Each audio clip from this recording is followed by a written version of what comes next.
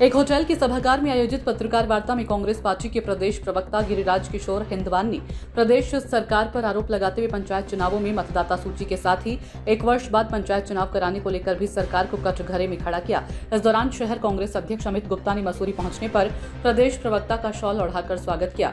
इस मौके पर कांग्रेस के प्रदेश प्रवक्ता गिरिराज किशोर हिंदवान ने कहा कि सरकार द्वारा 1 वर्ष बाद पंचायत चुनाव कराए जा रहे हैं, जबकि इस समय प्रदेश में लगातार आपदाएं आ रही है। उन्होंने कहा कि भाजपा के सांसद और विधायक अपनी सरकार को कटघरे में खड़ा कर रहे हैं। प्रदेश प्रवक्ता ने कहा कि राज्य सरकार अभिव्यक्ति की आजादी को दबाने का काम कर रही है और प्रदेश के काबीना मंत्री आय से अधिक संपत्ति के मामले में आरोपों के घेरे में है, लेकिन सरकार मूकदर्शक बनी है और किसी भी प्रकार की जांच के आदेश से बार बार पीछा छुड़ाते हुए नजर आती है। मित्रों, एक आजादी मिलनी चाहिए।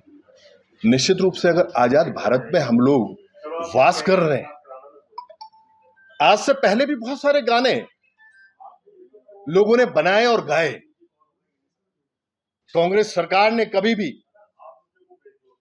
आप देखिए जितनी भी बातें हुई, हम लोग कभी सख्त नहीं हुए, क्योंकि वो एक अपने आप में एक आजादी जो है, जो अगर हम कर रहे हैं कि वाकई एक आजाद व्यक्ति जो है हिंदुस्तान का, वो अपनी तरफ से अगर कोई चीज लिखता है, कहीं किसी वाचन करता है, उस बात का कोई लिरिक होती है, उसको गाने का उस रूप देते हैं। ये लोग एक्चुअली परेशानी वाली इनकी मुद्रा बन चुकी है। लोग धीरे धीरे सारी बातें जो है, जो मैंने बात रखी, धाकड़धामी सरकार जो है भ्रष्टाचार में लिप्त है, गैरसैंण को जो इंफ्रा दिया गया था वो हमारे कार्यकाल में दिया गया था। टेंटों में हम लोग विधानसभाओं के सत्र वहां पे आउट हुए। मित्रों, भाजपा ने केवल दिखावा किया है।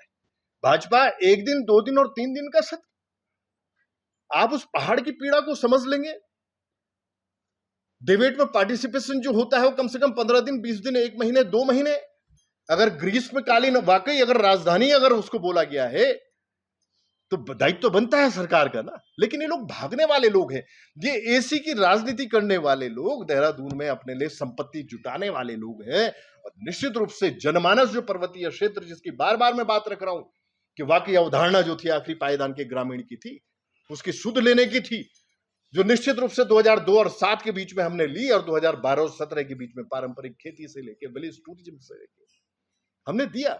और निश्चित एक बात मैं और आपके बीच में रखना चाहूंगा, 2002 और 7 के बीच का जो कार्यकाल था, नरेंद्र सिंह भंडारी एक मंत्री हुआ करते थे, एजुकेशन मिनिस्टर। 32,000 नियुक्तियां हुई थी मित्रों, टीचर्स की, शिक्षकों की।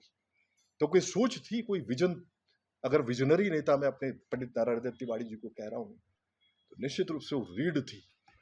लेकिन भाजपा कभी सीखने की कोशिश नहीं करती है, सिर्फ जुमलेबाजी, झूठ बोलना, छल प्लस झूठ इक्वल टू भाजपा, ये निश्चित है। सूचना इंडिया के सभी दर्शकों को बधाई। अब आप सूचना इंडिया देख सकते हैं जियो टीवी चैनल नंबर 4053 पर भी। साथ ही सूचना इंडिया के सभी सोशल प्लेटफॉर्म इंस्टाग्राम, फेसबुक और ट्विटर से जुड़े और पाएं आपके क्षेत्र से जुड़ी हर एक खबर। अगर आप खबरें पढ़ने में दिलचस्पी रखते हैं तो अभी लॉग इन करें www.सूचनाindia.co.in पर।